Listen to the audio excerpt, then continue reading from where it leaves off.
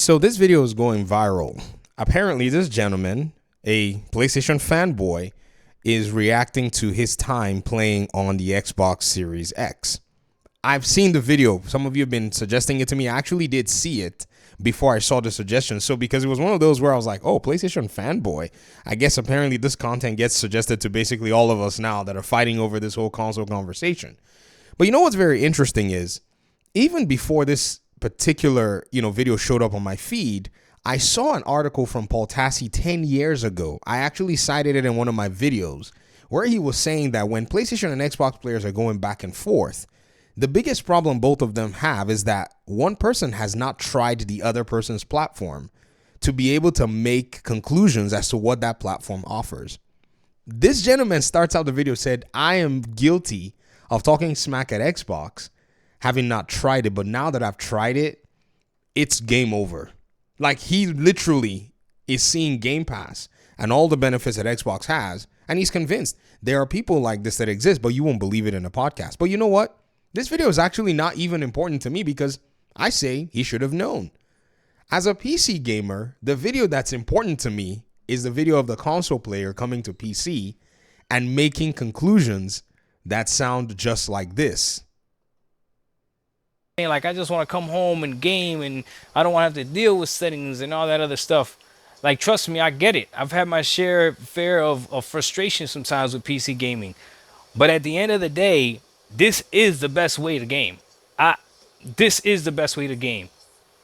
And it is because there's a lot of old games that you can still play that makes it worthy to play these old games. So, to me, that is actually absolutely pretty cool. That someone who's been playing on console who decided to go ahead and give it a try on PC is realizing the benefits for them. Now, I know somebody would probably say to me, well, it's not for everybody. I don't want to tinker. It's not this. It's not that. I understand. There's preference. You know what I mean? There are vehicles that are the best vehicles. There are vehicles that are the best vehicles in fuel efficiency. There are vehicles that are best vehicles in being able to haul items and luggage and load and heavy items. There are vehicles that are the best for taking kids where you're going. We understand these things. However, some people may not find that ideal and may have to choose something different. But it's just interesting though, right? That the person who's taking the time to give it a shot is drawing the conclusion that they think that this is the best way for them to go. And to me, that's actually very important. It's been at the crux of a lot of my conversations for the past. Now, before you hit me in the comment section and start telling me how expensive a PC is and how you don't want to deal with settings and how you don't want to deal with drivers and all that, I get it. If you don't want to deal with all of that, even though I know that those things are not even, hurdles, and I know because I play on all the platforms, I know exactly what, a lot of people are going to talk about. I know the perceived ease and the perceived, simplicity that they say a console holds. And, to be honest, sometimes it could hold some simplicity when some games are more demanding on a PC for a little bit more attention. It may feel like that. But by and large, you really have to go ahead and think about exactly what is being said here and from the big picture. Now, I also have to put in context that Doc's own conclusions, he's drawing from the possibility of playing old games and playing them without being at the mercy of the console manufacturers to come and give you a patch.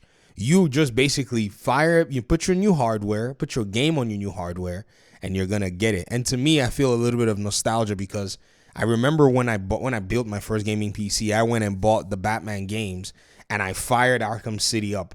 Arkham City was the first Batman game that I actually played. It wasn't Arkham Asylum. I was in college and some friends, we used to go play FIFA and soccer games at their, apartment. And I went to the apartment one day, nobody was home. I called, they were like, hey man, just go in. Now we're on our way. So while they were on their way, I turned on the PlayStation 3 and I put on Batman Arkham City and I was just blown away. It never left my mind. When I got, I think somebody gifted me an Xbox 360. I went and got Arkham City and I beat it. In fact, I got Arkham Asylum and I was like, this is the wrong game. I went back to GameStop. I said, give me the other Batman game. I didn't even know the name at the time because, I was in college. You're not playing video games in college. You just fail. My major was brutal. It was insane. I'm not that kind of student. So after I graduated college, I said, give me the other Batman game. And they were like, this one? I said, maybe. I went back home, fired it, behold, it was Arkham City, beat it. Then I went for Origins, and finally I went for Night when Night came out on the PS4, and I beat Arkham Asylum more recently. And so I can understand this, enjoyment that's being had, because yes, I beat all those games in 30 FPS, but playing them when, I could get my hands on a PC, it just really changed the whole experience for me. And I didn't have to wait for PlayStation or Xbox, didn't have to pay them to play online, and so on and so forth. I see a lot of people making fun of Doc Dark, saying, oh, he capitulated, the console war got lost and all. But guys, you got to understand that both consoles, when it comes to the benefits that they actually provide to their users, they're actually frail in comparison to the benefits you can get on PC. In fact, this gentleman that's over here on the Xbox that's now talking about it, I wonder what's going to happen if we actually said, you know what, why don't you try a gaming PC for a month and now start digging into the ecosystem and see what exactly he may uncover. You never know. He may come out with a slightly different conclusion. And I think that's a conclusion a lot of people are probably, in a sense, not so comfortable with. They already make their judgments on PC based on maybe they played on PC 10 years ago, or maybe they got a PC, they had expectations, and the expectations were not realistic, or they came into a PC with a console-like experience. Oh, I want to be able to fully replicate the console, not knowing that in order for you to be able to get the benefits of a PC, you really have to think differently. Like, you really have to basically shape your mind, very differently to be able to go ahead and understand, okay, this is a platform that I shape for myself to be able to do what I want for that platform to do. So I strongly believe right now that the evolution is now starting to happen. And a lot of players, as they start to see the PC proposition, and those that are open-minded try it out, man, it's not even going to be a question anymore. All of the different concerns. Oh, I don't want to be able to sit. I don't want to sit at a desk. I want to sit on my couch. I want to be able to do this. I want to be able to do that. All of that stuff over the years, over time, has been met. Consoles have been, basically bleeding players to PC. The Steam DB, information and the growth on the PC platform, in my opinion, I think lends credence to that. So back in, say 2016, if you wanted to use your PS4 controller, you had to go ahead and download what was called DS4. Now, Steam supports a native PS4 controller. It will support a Nintendo Switch controller, Xbox controller, PS5 controller.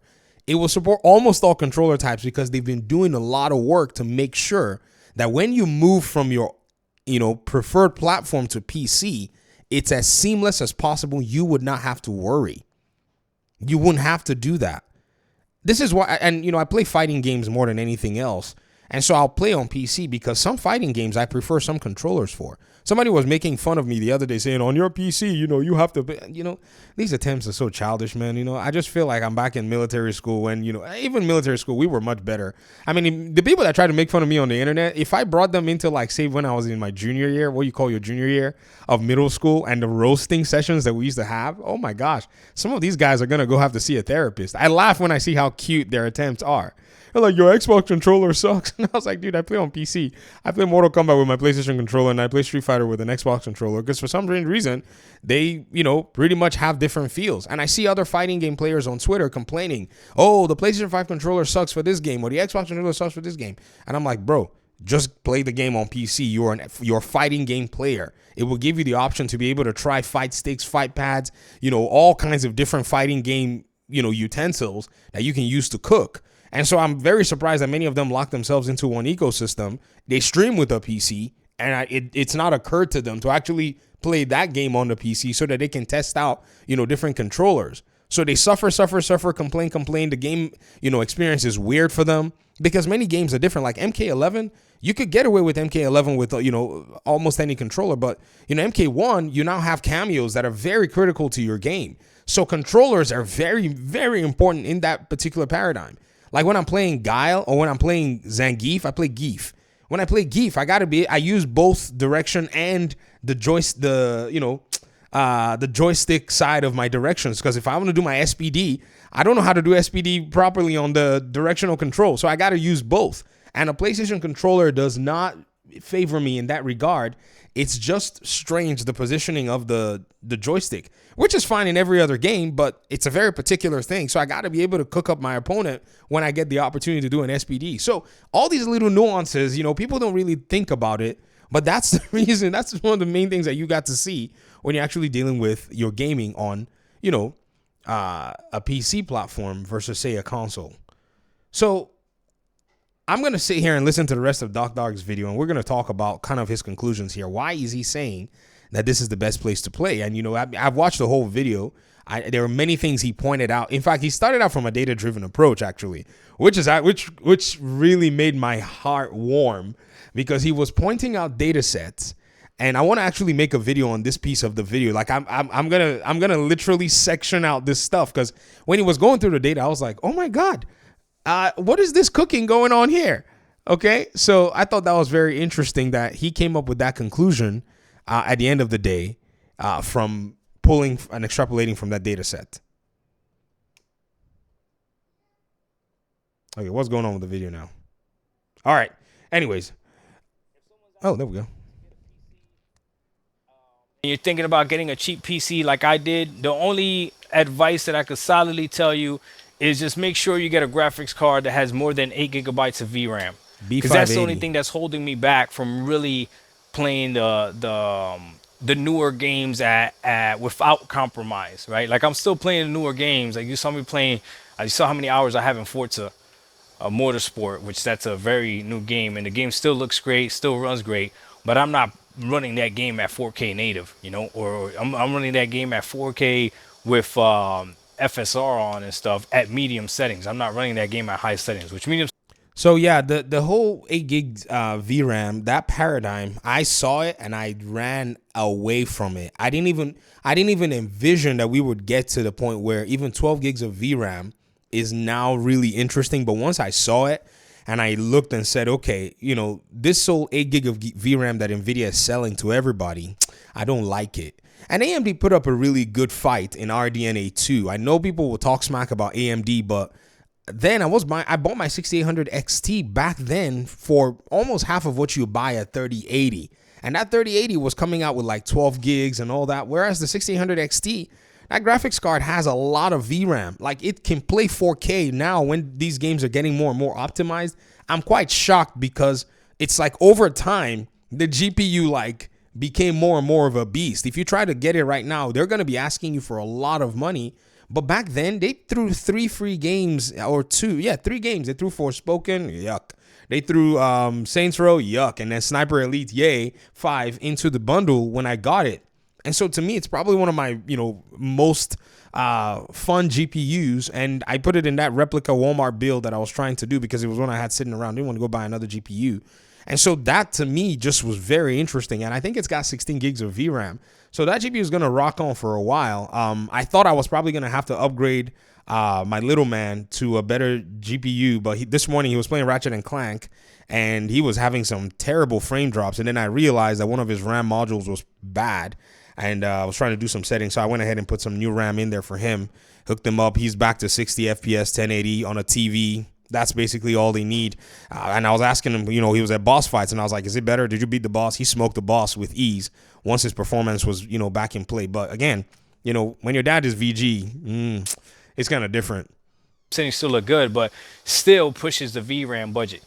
That's all I'm saying. So, but if you're going to get it to play a whole bunch of old games and backlog, then yeah, man, you're perfectly fine. And I'm going to tell you right now, this is how Steam users game. So I guess I don't know what to tell you, man. You said it all, Doc. You said it all. Thanks for watching the video, guys. I'm going to go back and revisit the first part, like I said, of his video. And I strongly believe that really opens up the door for me to even talk about other stuff. And you guys know I'm analyzing PlayStation's market with a microscope, a fine tooth and a comb. Xbox's own market is very obvious. People keep saying it's confusing. I'm like, well, if it's confusing to you, I really don't know what else to say. Sometimes it's hard to get through. I teach people. Sometimes some would understand something that is as clear as water. Everybody around them will be looking and wondering, how are they not understanding it? But, honestly, sometimes not everybody is in a frame of mind to be able to pick up some concepts. Later on, it's going to hit. And usually I don't really, stress myself too much. I ensure that I can get them to a base level understanding, of which all of you know. Everybody knows that Xbox is putting their games on PC day one, right? Okay, that's the base level understanding. And then when more things come about, then everyone's going to finally get it. Thanks for watching. Peace out.